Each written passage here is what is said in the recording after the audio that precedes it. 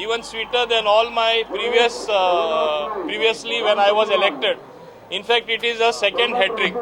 So I have been elected 6 times. This is the 6th time I am getting elected. But I am humbled.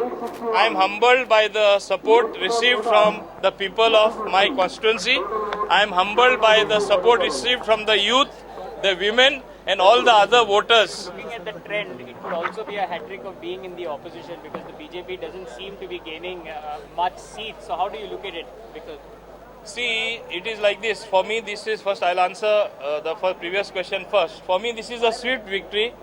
Don't forget that a person of the caliber of Sudhin Dhaulikar opposed me tooth and nail. He is on record even with you all. That for me, Dabolim is a prestige issue more than Madkai, my own seat. I have done what I have never done in my political life to see that I will win this seat. So you imagine how much I had to face and what all I was up against. So for me, it is even a sweeter victory.